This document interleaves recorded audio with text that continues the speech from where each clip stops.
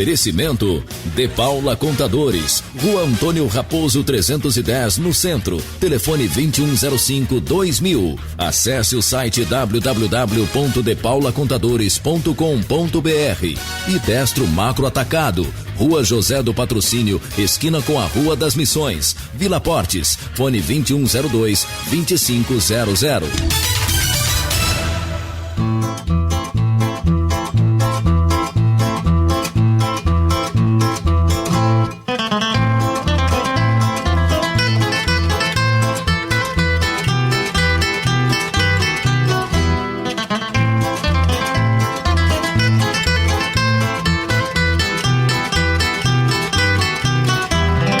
Agora são 11 horas e 48 minutos, é o Contraponto da Cultura Voz do Povo, 26.5.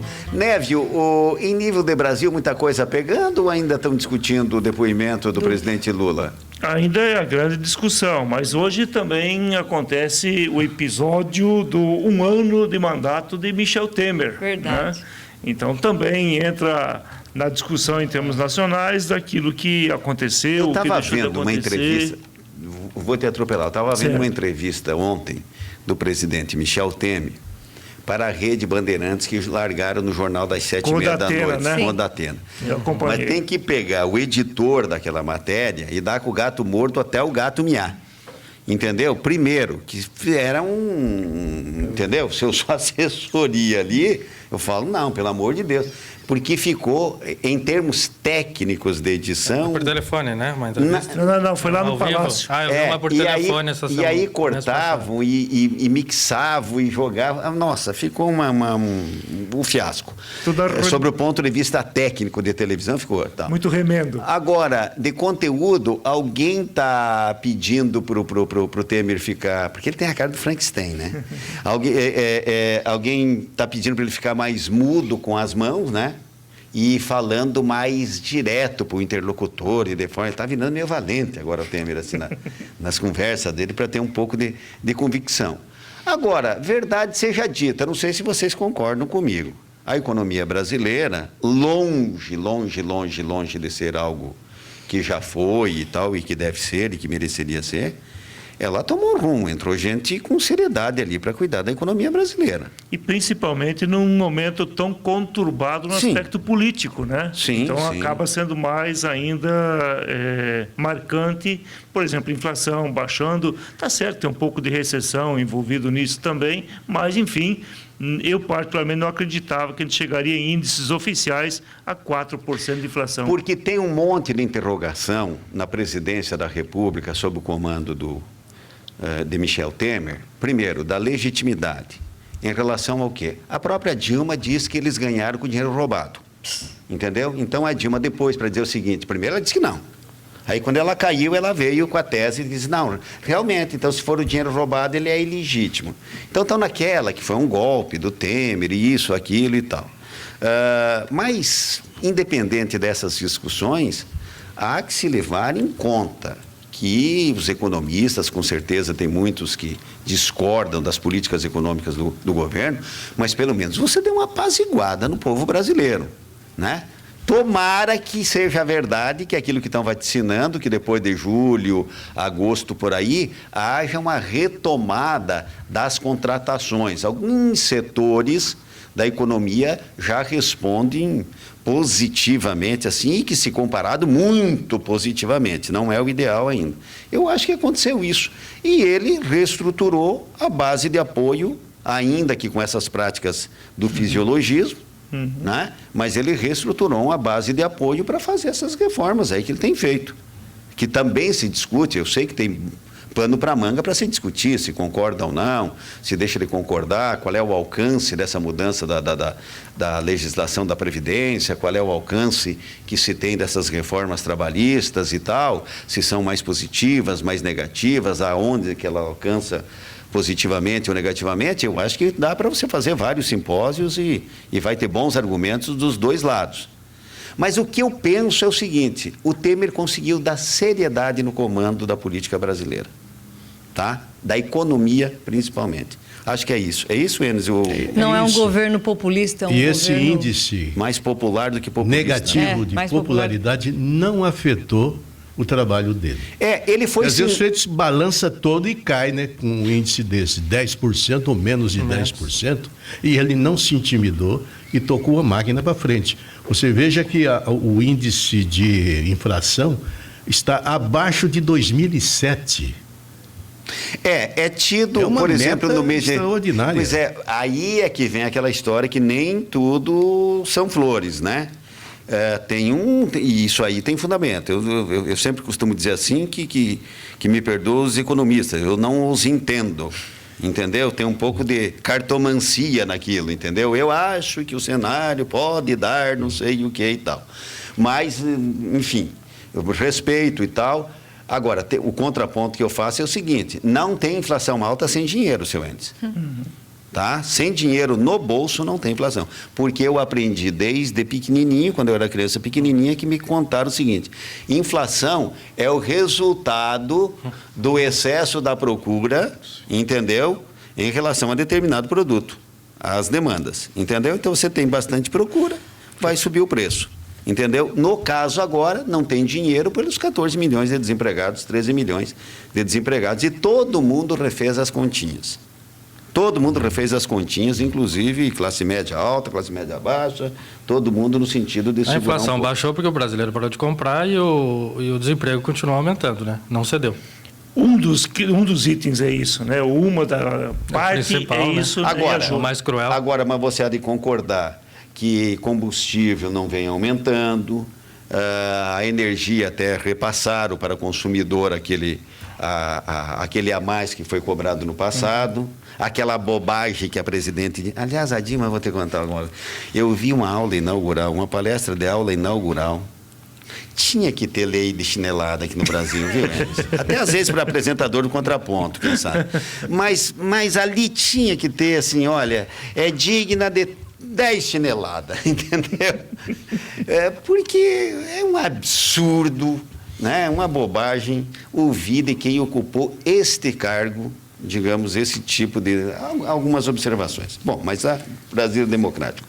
Antes de o senhor passar também para a entrevistada que vem na sequência, eu só queria saber, hoje vai ter aquele sorteio dos R$200? Como sempre fiz e como sempre prometi, que está em tempo 30, 26, 80, 20. Ele está querendo mexer na tua economia. Ligue aqui na Rádio Cultura de Foz do Iguaçu, 30, 26, 80, 20, participe do nosso programa. A Elisângela de Paula está conosco porque, que eu costumo dizer também o seguinte, Elisângela, ninguém convida ninguém para ir em convenção, para ir em congresso, Salgado Filho, Pranchita, São Sebastião da Moreira, né? Abatiá, né? Vamos fazer um congresso de radialista e Abatiá, vai quem, o Nélio? Não vai o cara da rádio de Abatiá, entendeu? Só do serviço alto-falante. É o máximo. Mas, enfim, então é sempre Foz do Iguaçu, e que bom, né? E que bom que as coisas em Foz do Iguaçu podem acontecer. E para trazer um evento desse para Foz do Iguaçu, tem que ter... Não, tem que ter, o que nós diríamos? O tal tem que ter peito, né? Sem dúvida. Tem que ter peito para fazer isso. Elisângela de Paula, bom dia. Obrigado pela tua presença aqui, Elisângela. Muito bom dia, Nelson. Um prazer estar aqui na Rádio Cultura e no Contraponto. Realmente eu gosto muito de vir aqui conversar um pouquinho com vocês e com os ouvintes. E saudade quando a senhora estava na diretoria da CIF e se fazia presente aqui nos estúdios da Rádio Cultura. Mas o foco é a 17ª Convenção dos Profissionais de Contabilidade do Estado do Paraná. Isso vai acontecer entre os dias 17 de maio, às 20 horas, tendo como tema a 17ª Convenção dos Profissionais da Contabilidade do Estado do Paraná, ser realizada no Centro de Convenções do Hotel Bourbon Cataratas, em Foz do Iguaçu, no dia 17 de maio, às 20 horas, tendo como tema o profissional da contabilidade e o novo Brasil, ética, mercado, informações e tal. E vai ser apresentado, eu tenho o contador Marco Sebastião Rigoni de Mello, contadora Nilva Amália Paceto, convidados que eu estava vendo aqui na lista. O Kovalik. Tem gente da Rede Globo de televisão, que é o Márcio Kovalik, correspondente internacional da Rede Globo. E eu até estava na minha cabeça que ele estava como correspondente em Tóquio, mas me informaram aqui que ele já voltou para o Brasil, está em São Paulo. O Clóvis de Barros Filho, a esposa do juiz Sérgio Moro, a título até de curiosidade das pessoas que vêm, mas quem conta tudo isso, os quês e os porquês, é Elisângela. O que é essa 17ª convenção? Bom, Nelson, esse é o evento mais robusto da classe contábil paranaense. Ele acontece a cada 3 anos. Para nossa felicidade, o anterior também foi em Foz. Em função do sucesso daquele evento, a direção do CRC entendeu, e as cidades como Curitiba, Londrina e Maringá abriram mão de levar a convenção, e a gente pleiteou de novo que fosse em Foz e tivemos êxito nesse pleito. Não é fácil, porque a ideia é que a convenção rode o estado inteiro, e fazer na sequência na mesma cidade não é das situações mais fáceis, mas a gente conseguiu isso. Bom, esse evento é um evento, como eu disse, bem robusto. Só palestrantes, nós temos 32 palestrantes. Além da convenção, temos 10 fóruns paralelos, assuntos para o contador público, para o auditor, para o estudante de contábeis, para o empresário contábil, para a mulher contabilista.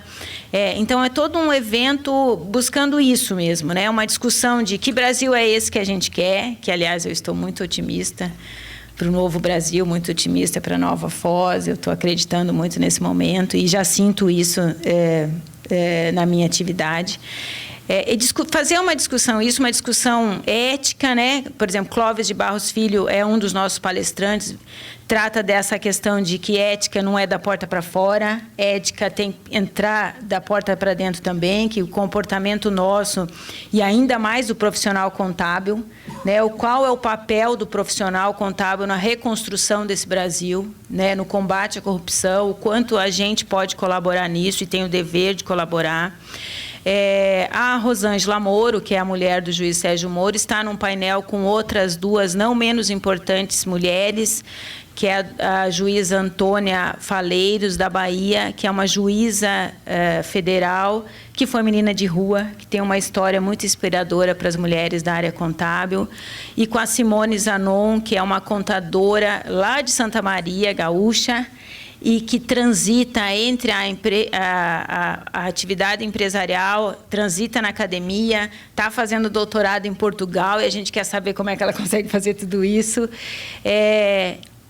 O Roberto Kovalik, acho que dispensa maiores apresentações, jornalista com mais de 20 anos na Rede Globo, foi correspondente no Japão, correspondente em Londres, e vem trazer um pouquinho qual que é a visão do Brasil lá fora. Né? O que lá fora vem do Brasil e quais são as nossas perspectivas? Ele trata disso. Também Marcelo Alves é o nosso único ultramaratonista brasileiro. A gente quer fazer uma provocação no profissional da contabilidade, que desafios todo mundo tem. Como é que se organiza para se combater um desafio? Como é que um ultramaratonista vai lá para regiões mais quentes, para regiões mais frias? Isso envolve planejamento, uma série de questões em relação a isso.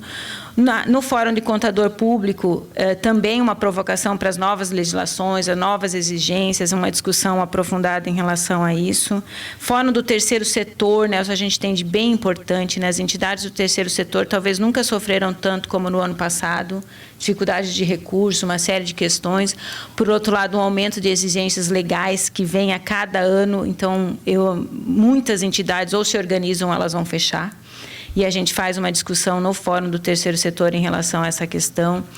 Então, é um evento muito robusto, que traz recursos muito importantes para a cidade, e que a gente aproveita o espaço aqui para fazer uma provocação que o profissional da área contábil aqui da nossa região não pode perder esse evento. Né? O valor da inscrição não cobre uma das palestras, e nós vamos ter 32 pessoas falando lá e compartilhando conhecimento com a gente. Então, ainda há algumas inscrições, apesar de que a gente já passou a casa de 800 inscritos. Uma feira de evento muito robusta, com mais de 30 expositores dos segmentos que nos afetam. Aliás, é a feira que financia a própria convenção, não só as inscrições. Empresas de software do Brasil inteiro, editoras, uma série de empresas que vêm aqui apresentar seus produtos voltados a esse tipo de profissional. Então, o evento está dando muito trabalho, mas a gente sabe que torce para que aconteça tudo bem nos moldes do que foi o anterior e ainda melhor. Enes. É admirável, né? Um trabalho dessa natureza que envolve praticamente a vida por completo do empresário, né? Mas, Elisângela, a gente nota o seguinte, que apesar de todos esses esforços que nós estamos vendo que empregados, patrões estão fazendo, nós temos ainda uma morosidade muito grande, mesmo porque o desastre que atacou a economia brasileira fez um estrago tão grande de que não se pode querer resultados positivos de uma hora para outra, né? Nós estamos vendo os esforços que o governo está fazendo, que empresários estão fazendo, mas nós estamos amarrados a um setor de tributação meio... Ele é, digamos assim, terrível, porque ele arrebenta com as empresas. Torna difícil para as pequenas, principalmente, né?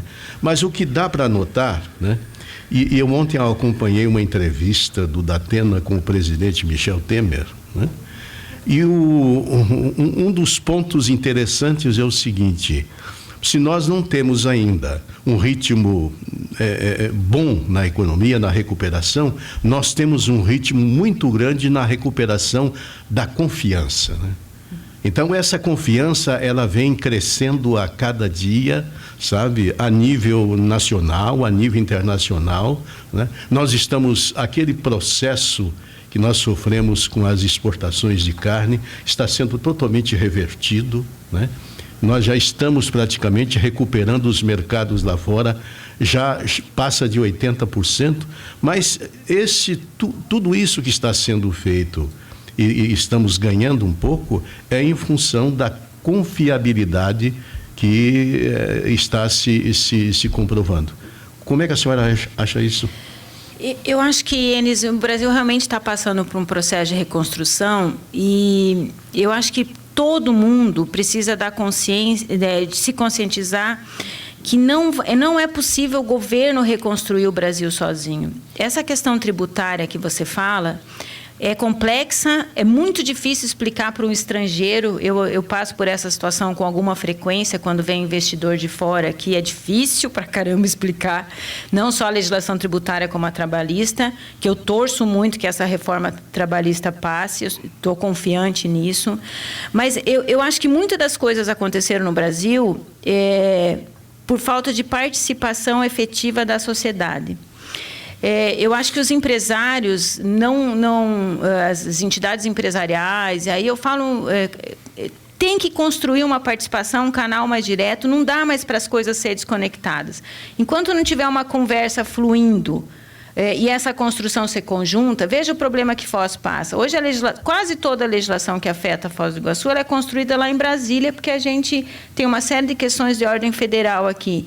E a cidade precisa se envolver nessa construção. Nós somos a principal fronteira do país, então, e assim vale para tudo, né? Então, os empresários precisam ficar de olho, os canais ser abertos, intervir na construção da legislação. Nós temos aqui na convenção um painel que discute as principais mudanças no Simples Nacional para o ano que vem. Legislação é o ano que vem que entra em vigor, mas a gente já viu que as tabelas, ela até aumenta o valor do faturamento, mas ela aumenta junto à alíquota a tabela de tributação, quer dizer, fica inviável isso. Se não discutir, se não for para a mesa agora, vai aprovar, vai entrar em vigor e daí só nos resta reclamar, perder competitividade. Então, assim, eu acho que essa consciência de participação de todo cidadão nas coisas do seu município, né, em toda essa construção, o brasileiro ainda é muito inerte nisso. E esse movimento precisa acontecer. Porque, assim, ainda tem muitas deficiências na gestão pública, mas alguns órgãos se aparelharam e são extremamente eficientes em cobrança, em fiscalização. Nisso no governo andou bem, a Receita Federal é exemplo para o mundo. Então, a gente também, do lado de cá, precisa se organizar, criar canais de comunicação e ajudar na construção da legislação. Eu acho que a gente ainda é muito passivo nisso, sabe? Então, e se isso não acontecer, muitos vão quebrar no meio do caminho. 12 horas e 7 minutos. Qual é a pergunta que você quer fazer, Nélio? Nesses eventos, além da vinda de muitos palestrantes, muitos inscritos, há todo um setor que acaba sendo movimentado, que é a questão da economia local, mas também uma questão de entretenimento. Tem alguma coisa nessa direção, Elisângela?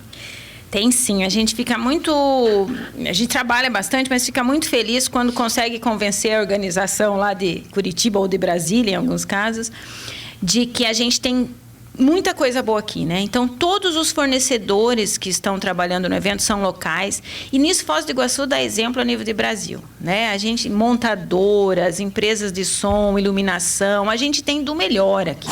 Não precisa trazer nada de fora, não. E um pedido que eu fiz e que foi aceito é que os artistas também fossem locais. Então, a gente vai ter apresentações artísticas na abertura, no decorrer dos fóruns, na feira de exposição, todos com artistas locais, né? Tem gente ali da banda do batalhão, tem artista que toca na noite de Foz, e eles se compõem, né? Montam grupos específicos para atender a demanda do evento com muita facilidade. E eu tenho certeza que, de novo, porque na última convenção a gente já fez isso e deu muito certo, que de novo eles vão dar um show aí, vão impressionar todos os congressistas e quem estiver lá envolvido. Agora, nesse particular, Nélio, eu não quero fazer esse comparativo, porque eu não tenho um dado. Mas, olha, pegue a cidade que você quiser. Eu acho que Foz do Iguaçu, proporcionalmente, tem o maior número no setor de música.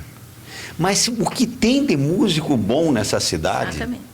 É um negócio impressionante, impressionante. Tem sujeito que faz o cavaco falar, rapaz. Violão, saxofone, gente de teclado, que canta.